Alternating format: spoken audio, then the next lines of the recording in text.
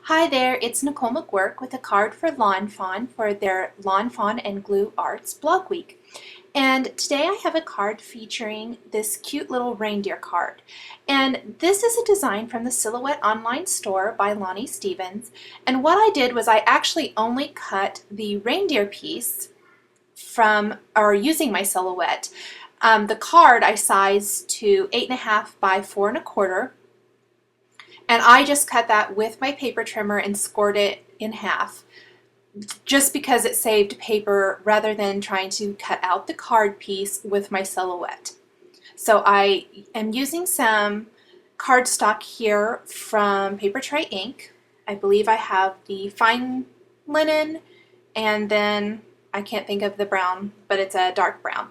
And I am just creating a background. This is a text and music note background stamp here, and I did mask off the back of my card with some masking tape, or paper rather, just to protect it, because I'm going to do quite a bit of inking to really give it a distressed feel. So I'm using the frayed burlap distress ink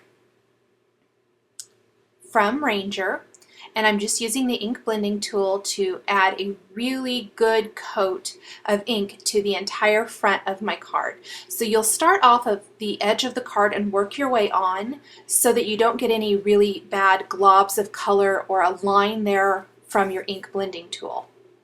So there is what it looks like. Then I'm going to use a box here to protect my work surface, and I'm using some mists. This happens to be a red mist from October Afternoon, and you can see how immediately it's absorbing into the cardstock. This is just giving that really nice distressed background. I'm really partial to that kind of vintagey distressed look this holiday season, so that's what I'm doing.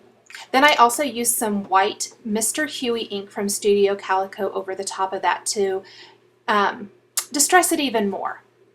Now I'm going to do the same thing with my reindeer, and I'm using the white Mr. Huey first, and then I'm using shine over that to give it just a little bit of shimmer and shine.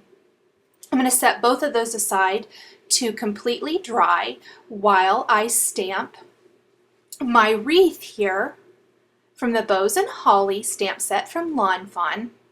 This is a darling stamp set with some really fun holiday images, and I'm going to ink up my stamp with the Memento Tuxedo black ink and stamp that on some Nina Solar White cardstock. This is great cardstock for Copic coloring. So I'm going to grab some Copic markers and color that in. Now I'm going to speed through this pretty quick. I also chose to use some Copic markers that maybe are a little bit deeper, I guess, in color, not quite such a bright green. I'm using a little bit more muted green and red tones. Not a whole lot of different colors. I'm just using about 3 different shades here for the wreath portion of my image. Started with my lightest color and then worked my way to my darkest color. Then I'll go back with my lightest and blend that all together really well. Just gives it some nice dimension and shading. Next, I'm just going to color in these red holly berries.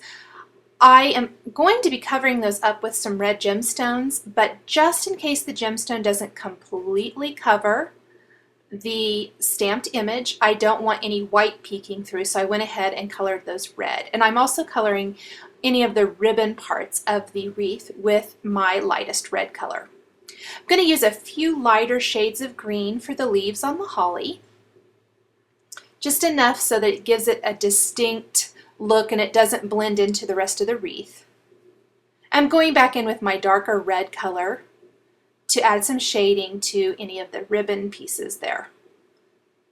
Then I'll go back with my lighter red and shade that all together really good. Then I'm simply going to cut that out with my scissors.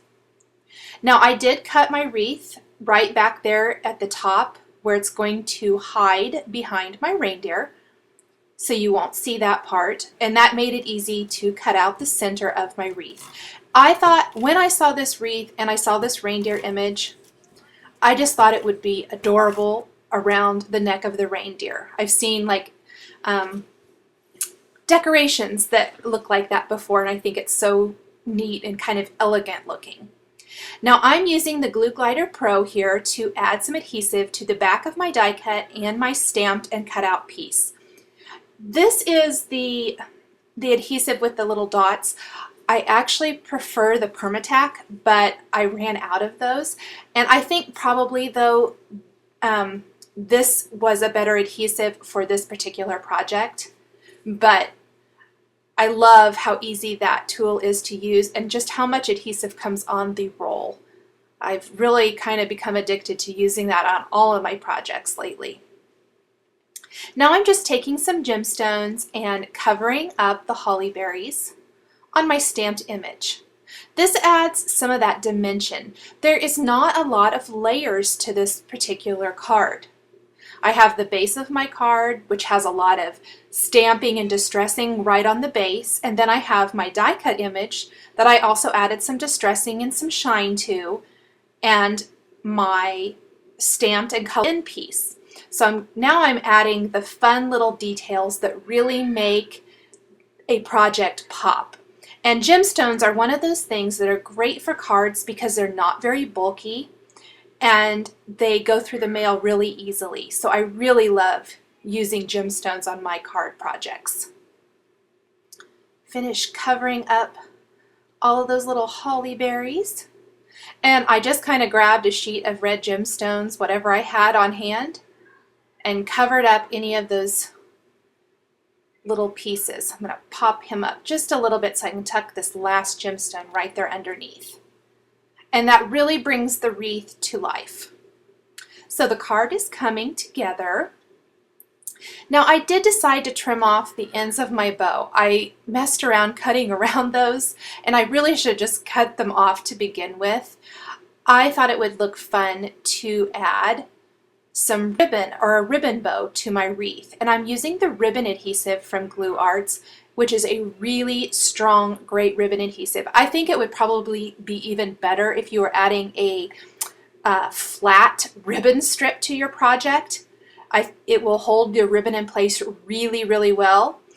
But I did use it for this because I want that bow to stay in place. So I kind of put it across that back piece there behind the loops and the center, but not underneath the little tails. I wanted those to kind of fly free there. I'm going to trim those down just a little bit. They were still a little bit too long. And this is just a nice silk ribbon, which makes a nice tiny knotted bow, so it doesn't have a lot of bulk to it either. Work that in there. So it's coming together.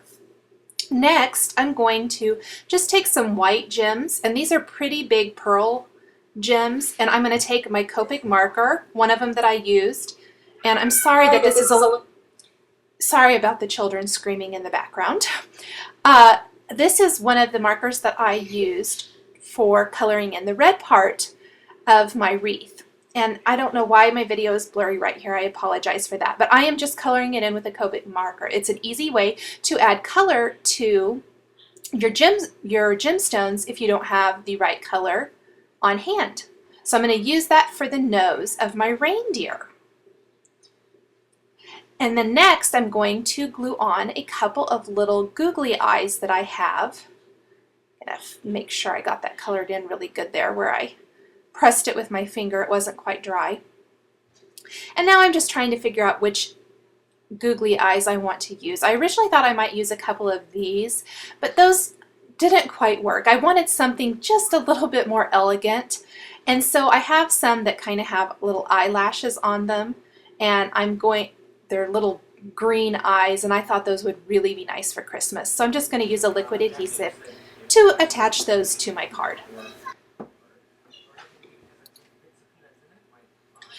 Then I'm adding a stamped greeting to the inside of my card, also from the same Bows and Holly stamp set. Now I have a little bit of twine here that I just looped around and kind of secured with some glue dot adhesive. And I'm just going to lay that right to the center of my bow, and then I'm going to string some of that twine through a button and glue that right on top or to the center of that bow. Just adds a little bit more fun and rustic feel to my card. press that down there, make sure it's adhered really well.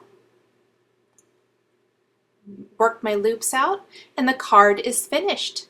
For more information on this card, please visit the Lawn Fawn blog at www.lawnfawn.blogspot.com or my blog at www.nicolemcguirk.typepad.com on December 14th, 2011. Thanks for watching, and happy holidays!